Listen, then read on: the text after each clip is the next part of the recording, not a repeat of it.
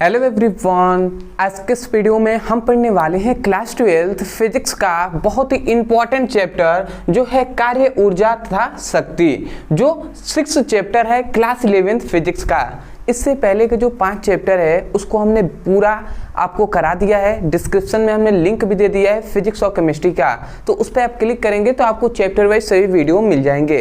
तो इस चैप्टर का ये हमारा पहला वीडियो है और इसमें हम सबसे पहला, ये पहला वीडियो है तो इसमें हम सबसे बेसिक बात करेंगे पूरा इस चैप्टर का। तो बेसिक हम स्टार्ट करेंगे कार्य से कि कार्य कहते किसे हैं। तो हम आज के इस वीडियो में कार्य क्या होता है, कार्य का मात्रक क्या होता है, कार्य कौन सी राशि होती है और कार्य के कितने प्रकार होते हैं, पूरा हम डिटेल में एक्सप्लेन करने वाले हैं। जो भी विद्यार्थी है बेसिक से समझना चाहते हैं और वास्तव में समझना चाहते हैं कि कार्य क्या होता है, तो वो आज के इस वीडियो में बने रहें। मैं उनसे विश्वास दिलाता हूँ कि बहुत ही आसानी तरीके से आपको समझ में आएगा। तो चलिए हम स्टार्ट करते हैं। तो सबसे पहला तो कार्य हम देखेंगे, कार्य जिसे हम क्या कहते हैं, वर्क कहते हैं। ठीक है, तो सबसे पहला तो ऐसे हम सामान्य भाषा में हम जानते हैं कि कोई भी चीज कर रहा है वो सब हम कह देते हैं कार्य कर रहा है। ठीक है, कोई भी व्यक्ति कुछ भी कर रहा है तो हम कहेंगे वो कार्य कर रहा है। परंतु फिजिक्स का भाषा में ऐसा नहीं है। फिजिक्स में एक कंडीशन है कि ये परिस्थिति होगा तभी जाकर हम कार्य कहेंगे, अदरवाइज कार्य नहीं कहेंगे। अब वो कौन कौन से कंडीशन है उसको हम जान लेते हैं। तो देखिए, कार्य का एक फॉर्मूला होता है। कार्य बराबर होता है, मैं इस कलर से लिख रहा हूं, कार्य बराबर होता है किसी वस्तु पर लगाया गया बल तथा बल के दिशा में विस्थापन, बल की दिशा में विस्थापन। ठीक है, ये फॉर्मूला होता है। आप इस फॉर्मूले को ध्यान से समझ लीजिएगा।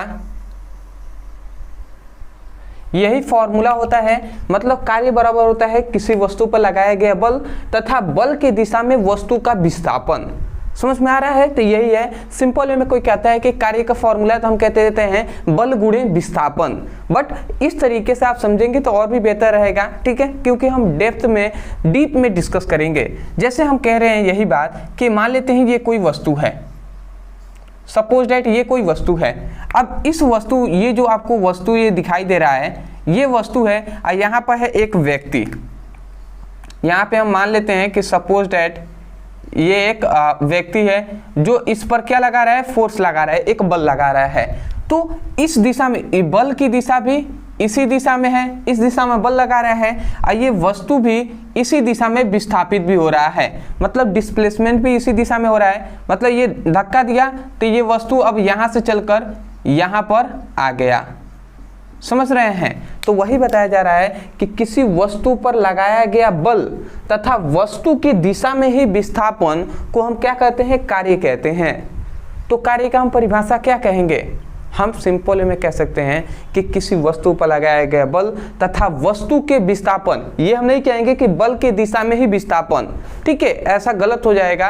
वो क्यों गलत होगा वो भी हम अभी डिस्कस करेंगे। ठीक है, बट आप ये कहेंगे कि किसी वस्तु पर लगाया गया बल तथा वस्तु का विस्थापन के गुणनफल को कार्य कहते हैं। समझ में आ गया होगा आपको? क्या हमने कहा? किसी वस्तु पर लगाया गया बल तथा वस्तु के दिशा में, मतलब वस्तु का विस्थापन को के गुणनफल को कार्य कहते हैं। तो चलिए हम परिभाषा लिख देते हैं। आशा करते हैं आप समझ गए होंगे। तो हम ये लिखेंगे, किसी वस्तु पर लगाया गया बल तथा वस्तु के विस्थापन के गुणनफल को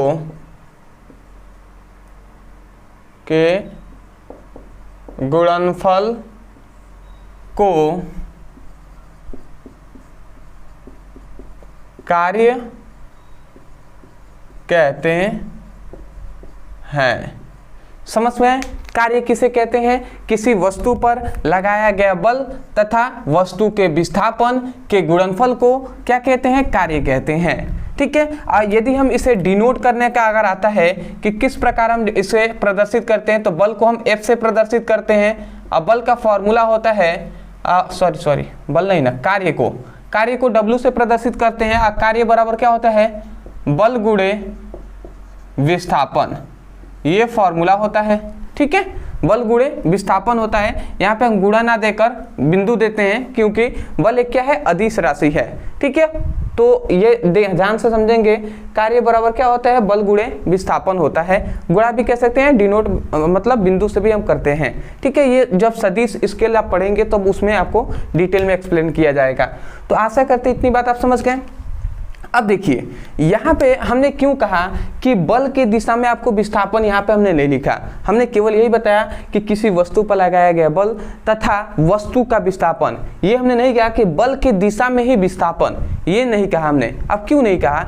क्योंकि कभी कभी ऐसा होता है कि हम बल तो किसी एक दिशा में, मतलब जिस दिशा में हम बल लगाते हैं, वस्तु उधर विस्थापित ना होकर किसी और दिशा में वो चल जाता है। ऐसा होता है कि नहीं होता? आपको नहीं याद आ रहा होगा तो मैं आपको बता दूं कि देखिए, सपोज डेट, ये थोड़ा सा नोट्स में आपको याद रखना है ये सभी बातों को। देखिए, यहीं से एक और फॉर्मूला निकलेगा, और ये फॉर्मूला जो हम बताएंगे ना, ठीक है, एक और दूसरा आपको फॉर्मूला भी मिलेगा। ये बल गुणे कार्य बराबर W होता है FD cos थीटा। ये आपको फॉर्मूला अभी बताया जाएगा। ठीक है, ये फॉर्मूला का यूज होगा आपका जब न्यूमेरिकल में, ज़्यादातर यही फॉर्मूले का यूज होता है, FD cos थीटा। अब मतलब ये बताया जाता है कि जब किसी वस्तु पर लगाया गया बल और वस्तु का विस्थापन अलग अलग हो, तो वहाँ पे जो कार्य होगा उसका फॉर्मूला हो जाएगा बल गुणे विस्थापन। ठीक है, तो थोड़ा सा मैं लिख दे रहा हूँ, उसके बाद मैं समझाऊंगा। यही बताया जाता है कि जब किसी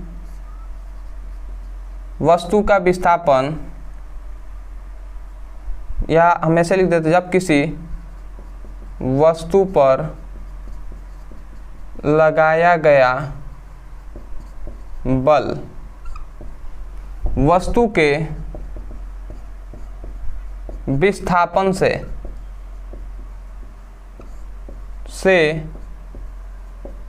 अलग दिशा में हो, विस्थापन से अलग दिशा में हो, तो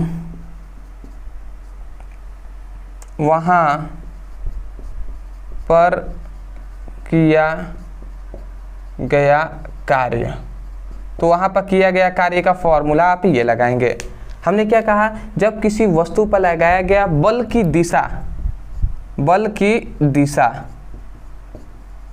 मतलब ये बताया जाता है कि किसी वस्तु पर लगाया गया बल की दिशा और वस्तु के विस्थापन की दिशा अलग अलग हो, तो उसे पर वहाँ पर किया गया कार्य का फॉर्मूला FD cos थीटा हम लगाएंगे। जैसे सपोज डेट, मैं आपको एग्जांपल से ही समझाता हूँ। मान लेते हैं ये एक वस्तु है, ये क्या है? एक वस्तु है। ठीक है जी, हमने मान लिया ये एक वस्तु है। अब इस वस्तु पर हम सपोज डेट, हम इस वस्तु पर इस दिशा में हम बल लगा रहे हैं। सपोज डेट हम इस दिशा में क्या लगा रहे हैं? बल लगा रहे हैं। ठीक है जी, हमने इस दिशा में इस पर वस्तु पर बल लगाया, और ये वस्तु इस दिशा में हम बल लगा रहे हैं, परंतु ये वस्तु है ये इस दिशा में विस्थापित हो रहा है। ठीक है, तो बताइए बल की दिशा तो इस दिशा में है, वस्तु विस्थापित हो रहा है इस दिशा में, तो बल की दिशा और वस्तु के विस्थापन की दिशा अलग है कि नहीं है? ठीक है, तो वही हमने बात बताया था, जब किसी वस्तु पर लगाया गया बल की दिशा वस्तु के विस्थापन से अलग दिशा में होता है, मतलब वस्तु के विस्थापन से अलग दिशा में हो, तो वहां पर किया गया कार्य ये होगा। ठीक है, तो आप कहेंगे अभी इसका प्रैक्टिकली हम एग्जांपल देंगे। और देखिए, बल और विस्थापन के बीच एक कोण बन रहा है कि नहीं? अब वही कोण है यहाँ पे थीटा। समझ में आ रहा है? तो वही FD है। ठीक है, बल और विस्थापन है, इनके बीच जो कोण बन रहा है वही है cos थीटा। ठीक है, जो इनके बीच कोण बनेगा वही थीटा का मान हम रख देंगे। 30 डिग्री का बन रहा है, 80 डिग्री का, 60 डिग्री का, 90 डिग्री, कितना डिग्री का बन रहा है वो कोण पर निर्भर करता है। ठीक है, तो ये फॉर्मूला याद रखेंगे।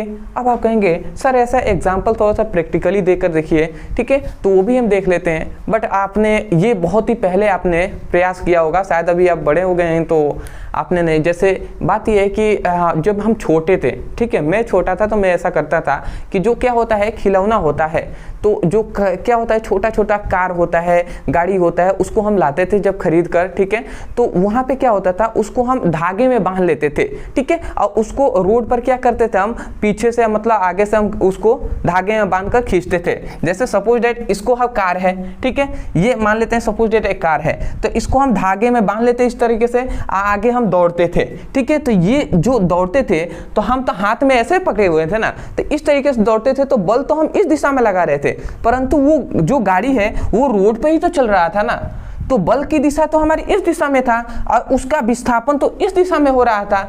समझ रहे हैं ना? तो धागे, ये मान लेते हैं धागा है और ये रोड है, तो धागे और रोड के बीच कुछ ना कुछ कोण भी तो बन रहा होगा ना, तो वहां पे जो किया गया कार्य होगा, वहां पे जो किया गया कार्य होगा उसका फॉर्मूला हम इस फॉर्मूले से ज्ञात करेंगे। आशा करते हैं आप समझ रहे होंगे कि कार्य क्या होता है। ठीक है, तो ये हो गया कार्य। अब कार्य का और भी हम डेप्थ में डिस्कस तब जानेंगे जब हम कार्य का जब इसका प्रकार पे बात करेंगे कि कार्य का कितना टाइप्स होता है, उस पर हम करेंगे ना, तब आपको समझ में आएगा। अदरवाइज केवल आप इतना समझ जाइए कि कार्य फिजिक्स में तभी होगा, तभी माना जाएगा जब किसी वस्तु पर बल लगाया जा रहा है और वस्तु में विस्थापन हो, डिस्प्लेसमेंट हो, तभी जाकर वो कार्य हम मानेंगे, अदरवाइज उसे हम कार्य नहीं मानेंगे। जैसे मान लेते हैं ये बोर्ड है, ठीक है, व्हाइट बोर्ड है, अब इस पर हम मान लेते हैं बहुत आधा घंटा से हम इसको क्या कर रहे हैं, इसको हम आधे घंटे या 1 घंटे से हम इसको धक्का दे रहे हैं, बट ये बोर्ड जो है इस पर हम बल तो लगा रहे हैं, इस बोर्ड पर हम बल तो लगा रहे हैं, परंतु ये बोर्ड है ये पीछे नहीं जा रहा है, ठीक है, ये वहीं का वहीं है, तो इसे हम फिजिक्स के भाषा में हम कार्य नहीं कहेंगे। इस प्रकार तो कह सकते हैं, सिंपल में हम कह देते हैं कि कार्य है, बट फिजिक्स के भाषा में कार्य नहीं है। मान लेते हैं कोई दीवार है, अब उसको धक्का दे रहे हैं, अब वो दीवार वहीं के वहीं है, तो इसको कार्य नहीं कहेंगे। कोई देखेगा तो कहेगा वो कार्य कर रहे हैं, परंतु फिजिक्स के भाषा में वो कार्य नहीं है। कार्य तभी होगा जब हम किसी वस्तु पर बल लगा रहे हैं तो वस्तु का विस्थापन हो, मतलब एक स्थान से दूसरे स्थान तक वो जाए, ठीक है, तभी जाकर होगा। इतनी बात समझ गए। अब इसमें 1-2 बात और भी पूछ लिया जाता है, वो भी मैं आपको बता दूं, ठीक है, वो क्यों छोड़ना। देखिए आपसे पूछ लिया जाता है कार्य का मात्रक क्या होता है, ठीक है, मात्रक। तो देखिए कार्य का मात्रक होता है जूल, ये बात को आपको याद रखना है। अब कभी कभी जूल ना देकर आपको दे देगा न्यूटन इंटू मीटर प्रति सेकेंड, इस बात को याद रखेंगे, ठीक है। सॉरी विस्थापन है ना, न्यूटन मीटर होगा, ठीक है, विस्थापन का तो मात्रक मीटर होता है, ठीक है, तो याद रखेंगे या तो जूल दे या न्यूटन इंटू मीटर दे, दोनों आपका सही है, कभी ये दे देता है कभी ये दे देता है, इसको आपको याद रखना है। अदरवाइज कार्य किसका मात्रक है, सॉरी कार्य कौन सी राशि है, तो कार्य एक अदिश राशि है, ठीक है। इन दोनों बातों को मैंने मोस्टली आपको याद रखना है। आशा करते हैं आप समझ गए होंगे। स्क्रीनशॉट ले लीजिए। अब इसके हम जब प्रकार पे डिस्कस करते हैं तब आपको और भी डेप्थ में समझ में आएगा, ठीक है, स्क्रीनशॉट ले लीजिए। आशा करते हैं आपने ले लिया होगा, ठीक है, ज़्यादा कुछ है नहीं इसमें, तो चलिए हम आगे बढ़ते हैं थोड़ा सा। देखिए अब हम इस पे बात करेंगे कि कार्य का कितना प्रकार होता है। प्रकार हम सिंपल में यहीं पे डिस्कस करेंगे, तीनों का थोड़ा सा आप यहीं पे ध्यान देकर समझेंगे, इसको नोट कर लेंगे तो अच्छी बात है, नहीं भी करेंगे तो कोई दिक्कत नहीं है, बट आपको समझ में आना चाहिए और शॉर्टकट में आप इसको नोट कर लीजिएगा। मोस्टली आपका इंपॉर्टेंट तो ये है, ये जो हम बताएंगे इसके प्रकार, ये आपके प्रकार जो है ना, ये आपके न्यूमेरिकल के लिए वेरी उपयोगी, मतलब बहुत ही उपयोगी साबित हो सकता है। तो कार्य का प्रकार, तो कार्य के मुख्यतः 3 प्रकार होते हैं, ठीक है, कोणों के आधार पर कार्य 3 प्रकार के होते हैं। अब देखते हैं वो कौन कौन सा। तो पहला होता है धनात्मक कार्य। अब देखिए धनात्मक कार्य कब होगा, जब ध्यान से आप समझेंगे जब यही तो हमने अभी आपको फिगर बताया था, थोड़ा सा मैं इसको मिटा दे रहा हूं, यहां पर समझिएगा। चलिए हम यहीं पे समझा देते हैं, ठीक है, लिखेंगे नहीं हम। देखिए जब किसी, ये मान लेते हैं कोई वस्तु है, ठीक है, धनात्मक कार्य तभी होता है जब किसी वस्तु पर लगाया गया बल और विस्थापन के बीच जो कोण बनता है, जो कोण बनता है वो कितना हो, वो 0 डिग्री का बने, ठीक है। तो वहां पर जो किया गया कार्य होगा वो धनात्मक कार्य होगा, ठीक है। आप कहेंगे कैसे सर 0 डिग्री बनेगा? तो देखिए ये कोई वस्तु है, ये कोई मान लेते हैं सपोज डैट ये कोई व्यक्ति है, ये अपने हाथों से ये क्या कर रहा है, इसको धक्का दे रहा है। तो देख रहे हैं कि बल किस दिशा में लग रहा है, बल की जो दिशा है वो इस दिशा में है, धक्का इस दिशा में इस वस्तु को दिया जा रहा है, और ये वस्तु यहाँ से चलकर ये वस्तु यहाँ पर आ गया। सपोज डैट ये वस्तु यहाँ से चलकर यहाँ पे मतलब विस्थापित हो गया, धक्का दिया गया, तो विस्थापन भी आप देख रहे हैं इसी दिशा में विस्थापन भी हो रहा है।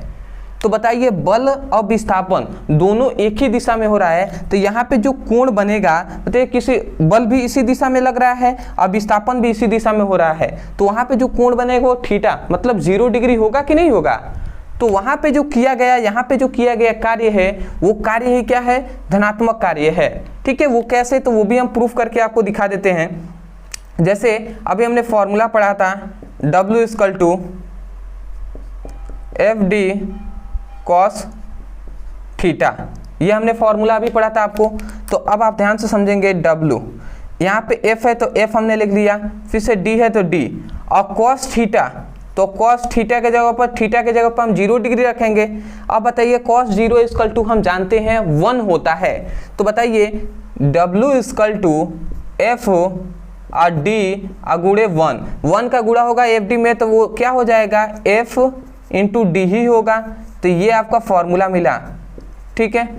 अब यहाँ पे अगर आप देखते हैं तो कार्य जो है वो धनात्मक में आ रहा है कि नहीं, यहाँ पे आगे कुछ माइनस उन्नीस दिखाई दे रहा है, नहीं दिखाई दे रहा है, इसका मतलब कार्य का जो मान है वो धनात्मक है, तो वो कार्य ही धनात्मक होगा, ठीक है।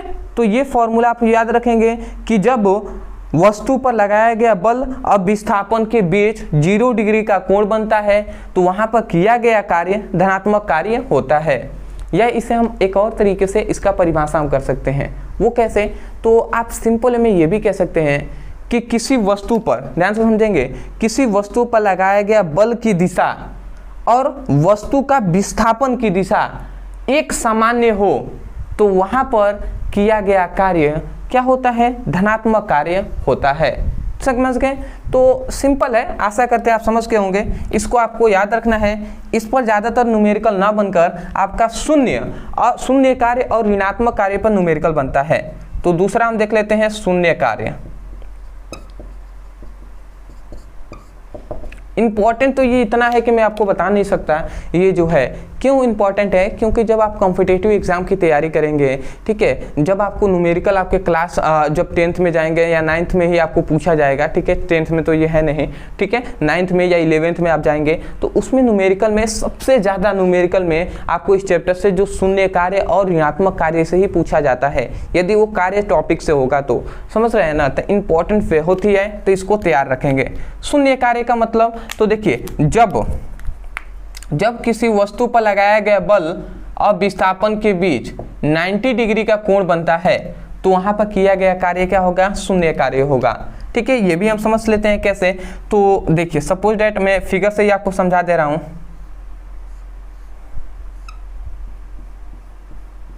ये कोई वस्तु है, अभी हमने सपोज डैट आपको बताया था कि ये आपको इसका एग्जाम्पल सबसे अच्छा जानते हैं क्या हो जाएगा, एग्जाम्पल हो जाएगा, फिगर आप नहीं बना पाएंगे, कूली का कार्य।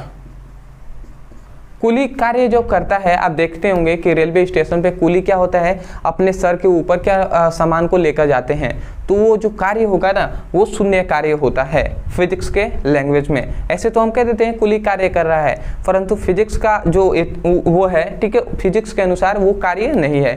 अब वो कैसे नहीं है अभी हम डिस्कस करेंगे, पहले हम आपको प्रूफ कर देते हैं। थीटा इक्वल टू, ठीक है, थीटा इक्वल टू 90 डिग्री, तो हम जानते हैं कार्य बराबर बल गुणे विस्थापन और कॉस थीटा होता है, ये होता है।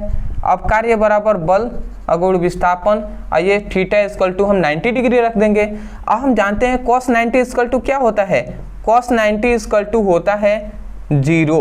अब बताइए 0 यदि FD में गुणा होगा तो ये कार्य का जो मान निकला वो क्या हो जाएगा, शून्य होगा कि नहीं होगा।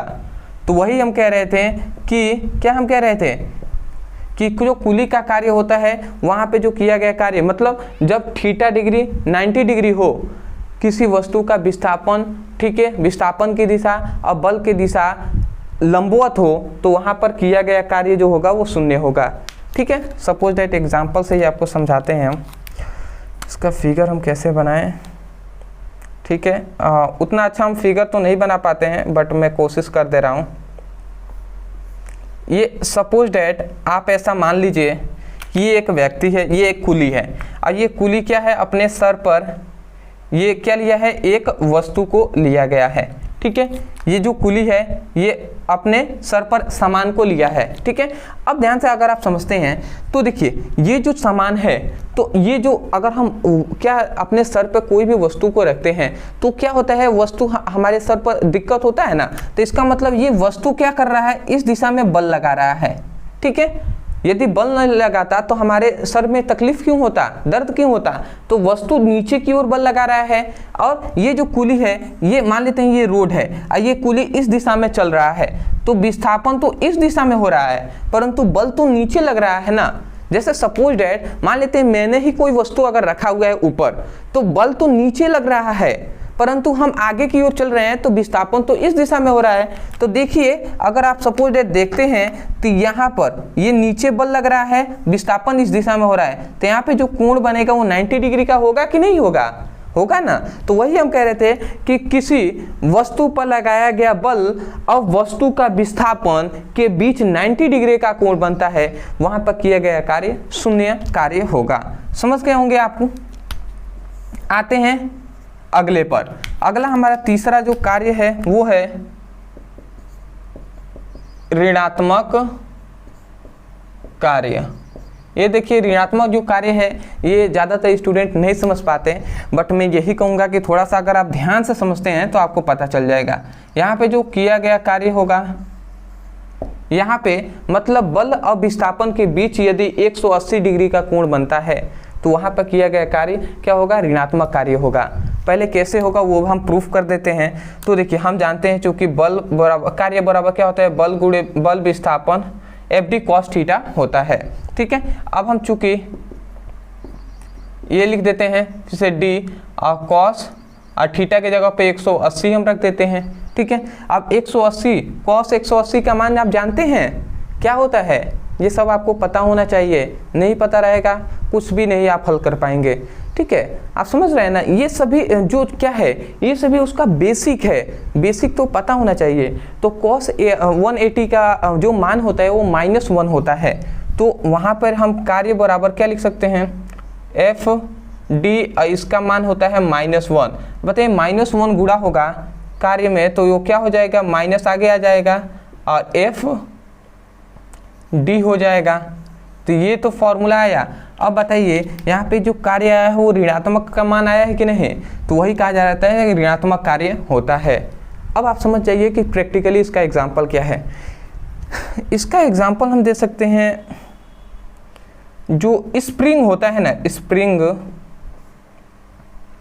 ठीक है, ये स्प्रिंग पर जो किया गया कार्य होगा वो ऋणात्मक कार्य हो जाएगा। आप कहेंगे स्प्रिंग पर कैसा, मान लेते हैं सपोज दैट, मैं आशा करता हूँ समझ में आ जाए आपको।